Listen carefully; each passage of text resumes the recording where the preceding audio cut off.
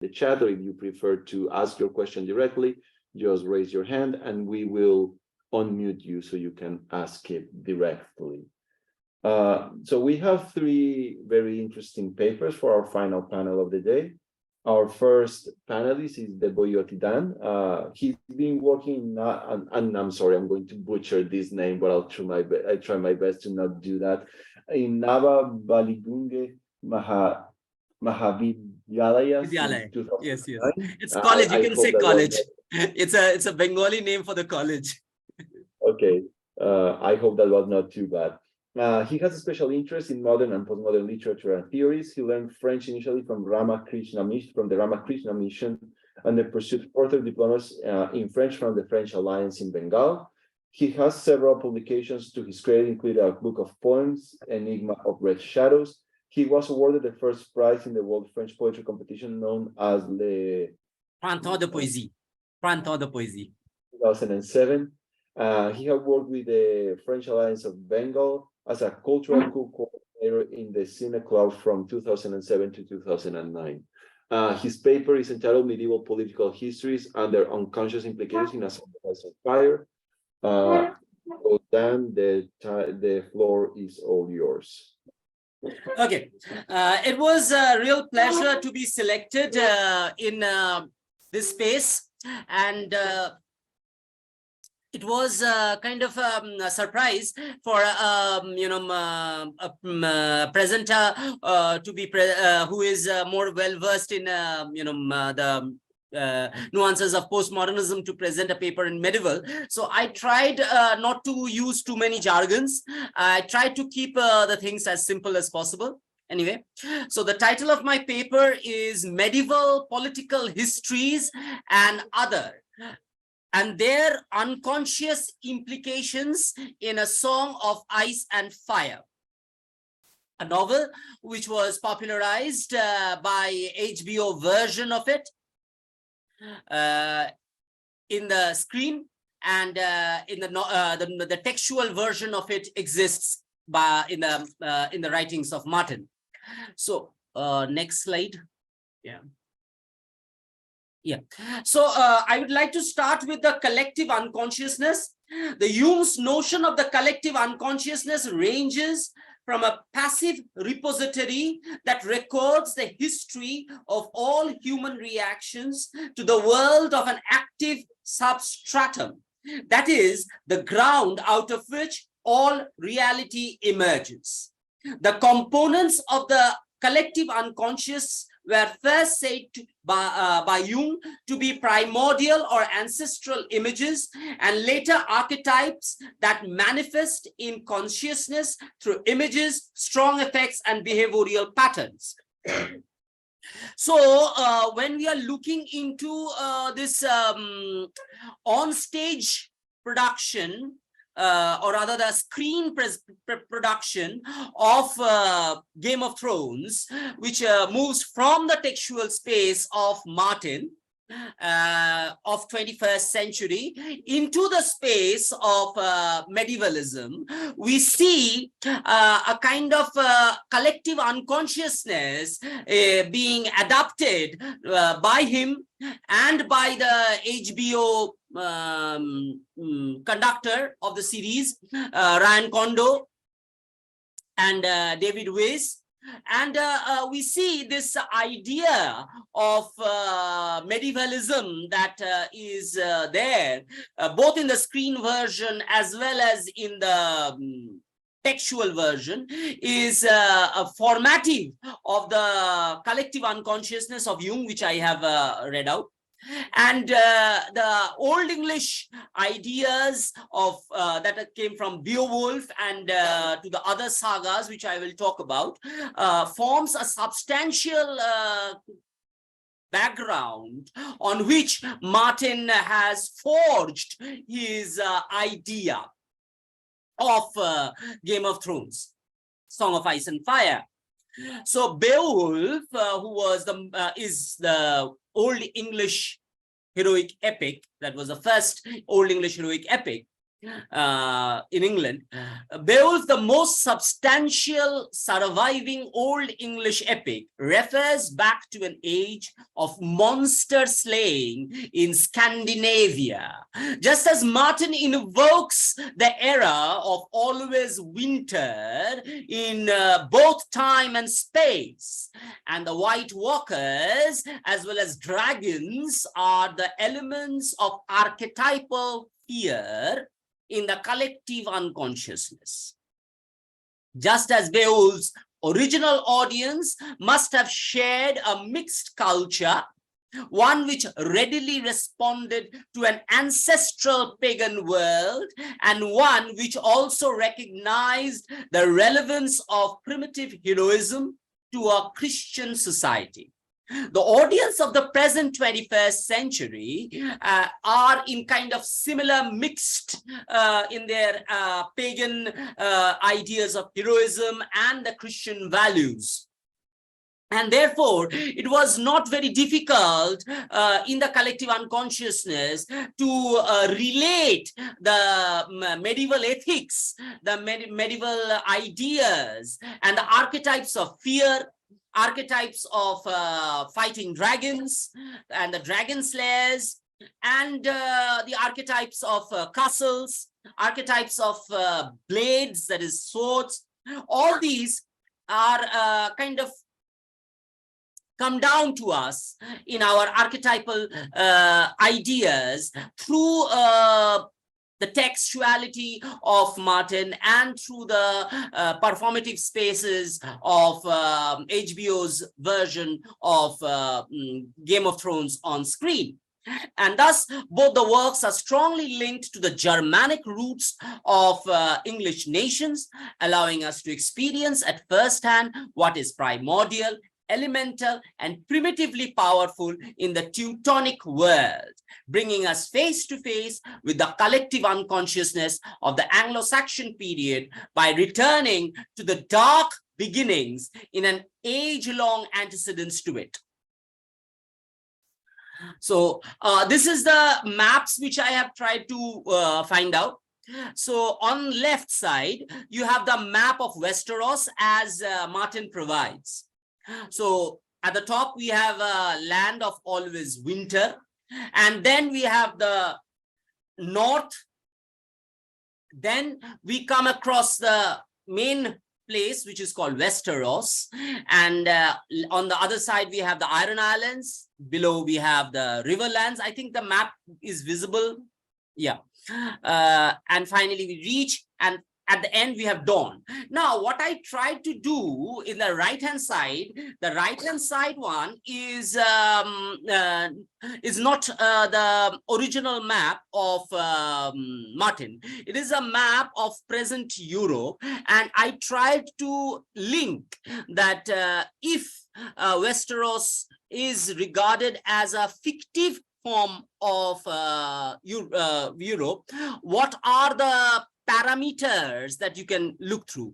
We have, Greenland can be looked upon. The description of the Greenland or the topology of the Greenland recollects the idea that it is the north of the wall. My voice is breaking, or is it all right? Is it all right? Devoyoti, sorry, we are kind of losing you. Maybe your connection is not very stable. Maybe it's better if you turn off your camera to make the connection more stable. Okay. My voice is losing, or is it breaking? Shall I? It was very much calm. Now is it all right? Now it's better. Better? Let's give it a try, and if anything, then okay. Please inform me if my voice is breaking. Please. Okay. Right. Okay. So this is the map that I tried to inculcate by trying to say that Scotland, the present Scottish topography is very much recollection of the north, and then we have the Norway. Then we have Germany, Switzerland as the the reach, the England as the place of where the Lannisters reside, and the France. I have tried to find out that there is a topological connection with the reach and the Wales, and finally the Spain as a dawn. So I tried to use the map of the present European version to try and find out about the connection. Now, very important point here is the medieval literature, starting from the Arthurian legends to the legends that followed of Gawain and the Green Knight, Percival. We have the identity of fear. So fear is a very important element that is present in the medieval literature, and the heroes are supposed to fight with terrors and fears and try to overcome. That's where they become heroes. So Martin's archetype of fear is the Whitewalkers. Okay, so Whitewalkers are described in the book as somebody, which I think the quote is enough. I'm not going to read through the quote. Is my voice all right or breaking? Is it fine? Can you hear me? I hear you fine. Don't worry. If it starts breaking, we will let you know. Don't worry about it. Okay, so this is the quotation that I tried to take from the book, where the Whitewalkers are marked as others. They are marked as cold things, dead things, and something that hated the touch of sun. So so these Whitewalkers are difficult to kill. They are very difficult to kill, and one of the things that can kill them is Valerian steel. So on left we have the famous long claw, a Valerian steel that actually Jon Snow uses to kill one of the White Walker. In middle we have cat's paw. It's one of the important dagger that is used by Arya Stark to kill the Night King, and this is the dagger that bears Aegon's prophecy that one day the ice and the fire will merge. And in comparison, I tried to put Excalibur, a sword that is very famous for ages and through myth and legends, something that is the one which imbued with magic and the power to kill. So Excalibur, as we all know, comes from one of the most magical swords. And as we see in the book, it says, "Qui la voit quand Excalibur, la meilleure épée qui faste, qui est le tranche ferrant fust." So, for at his belt hung Excalibur, the finest sword there was, which sliced through iron as through the wood. So this is the history that I tried to bring about of Excalibur, which King Arthur uses, and it has great power. And Arthur slew hundreds of his enemies through this, and Excalibur is illuminated, just like the onstage version of Valerian steel. So about the Valerian steel, Martin says, Valerian steel was manufactured in the Valerian freehold, spell forged with the assistance of dragons and dragon flame. The costly material came even more expensive when the method of making new Valerian steel was lost with the doom of Valeria, and existing weapons became highly treasured and extremely rare. It is this weapon which can kill the White Walkers. So this is the weapon. This is the only weapon that exists other than the raw form, which is dragon glass and dragon fire, that can kill the White Walkers. So we see a veritable collective unconsciousness and a veritable connection between the archetypal Excalibur and the Valerian steel. So Valerian steel swords are quite rare in Martin's world. There are only 227 of them are existent, rest are lost. And of them, Martin could find few of them as the one which can actually kill the White Walkers, the archetype of fear. Bright Roar, Long Claw, Red Rain, Lady Forlorn, Nightfall, Dark Sister, Widow's Wail, Heart's Bane, Ice, Blackfire, Oathkeeper, Lamentation, Vigilance, Orphan Maker, Truth. So the naming of the sword is also a very symbolic manifestation of the attachment that the wielder has with the sword. So now, the famous fighting sequence, which we see in Game of Thrones between the others and the hero, is a clear reminiscent of the sagas like half Dana saga in East, half Dana saga, East Thamesonor. And in that, we see the description of how Agnar defeats the other. And we have the language here where Agnar, son of Ragnar, is the one who is a half Dan and goes on to kill and follows the archetypal fashion of Sigmundur. So Agnar sono Ragnar lagriski pisino amot hafdani oka varu pierre vir skipti al hosteling. So this is how the description goes, where the fight takes place. Now, again, in Grethi's saga, we have the battle between Glamour and Grethir. Glamour is again the archetypal fear, the other, and somebody who is very difficult to kill. And Grethir has to come up. Grethir has to come up with a very difficult method of slaying Glamour. And the description of Glamour, as I have given in the Grethi saga, matches very closely to that of the Whitewalkers. Glamour for a siento ogo ritest up an han omcom in din dirnar. And this is how he goes on exclaiming the great power of the Glamour's eyes, where he says, Glamour heinke anada sin mikolu fastara og biafristi havra filirum durin. So his eyes are very important, and it emanates a kind of a seductive glare. To anybody who tries to attack him gets frozen, very much like Medusa, and very much again that is being used by the Whitewalkers.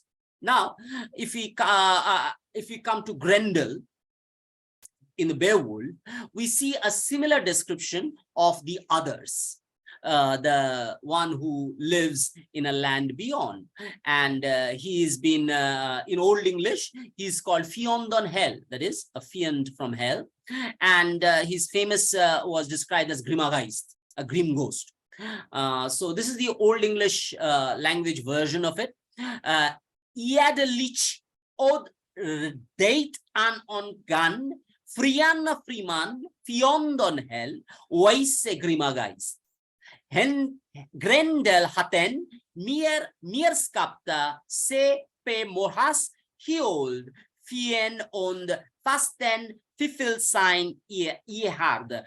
One side where wierdol he will sipandan him skipenden forskrifan hafdi in kans kan.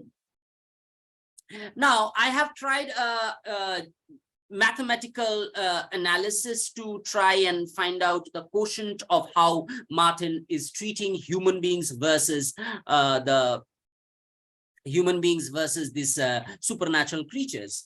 So I have tried to give a diagram with a circumscribed circle and two triangles.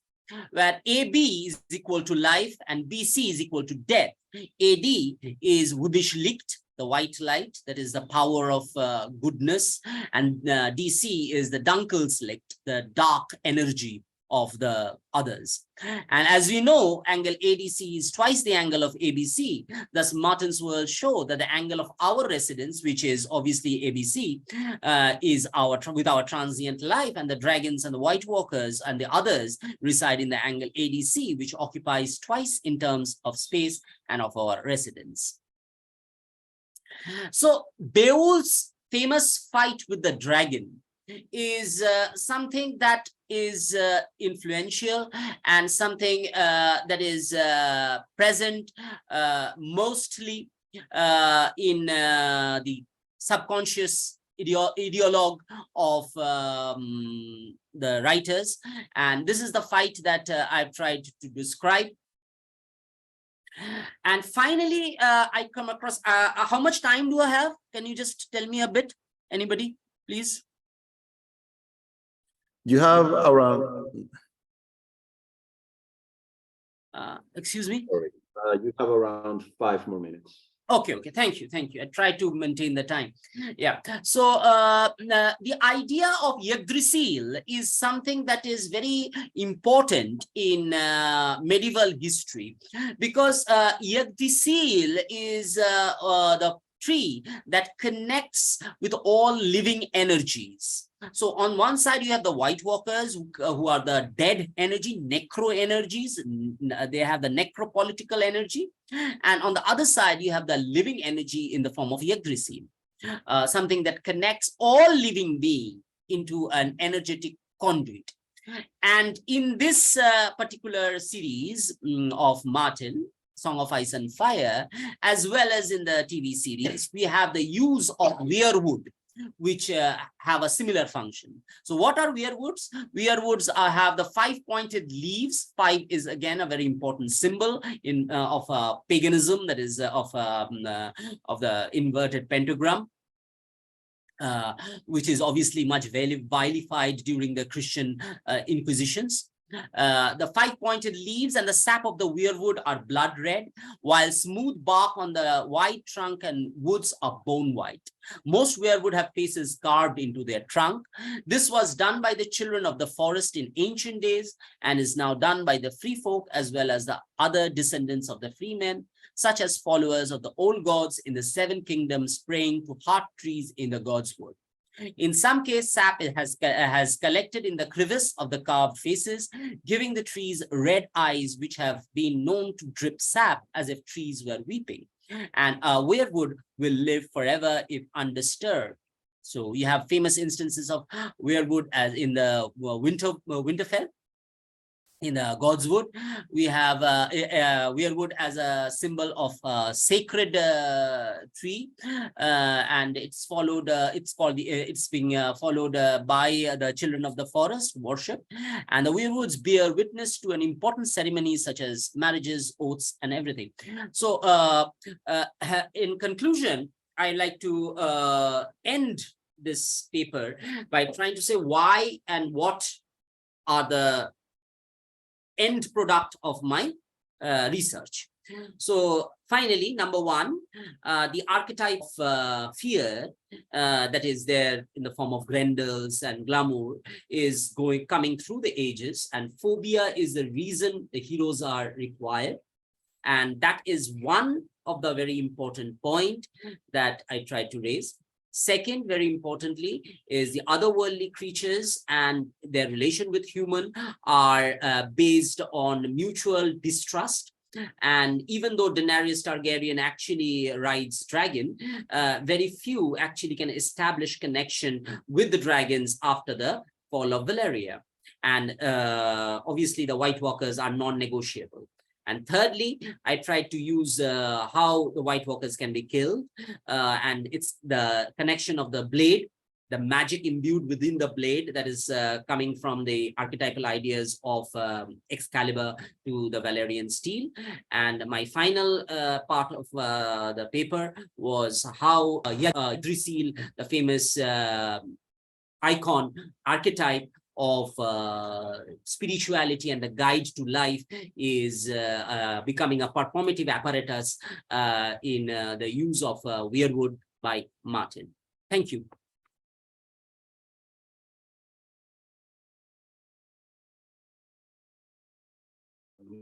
Thank you. Okay, thank you very much, Beowulf, for your paper.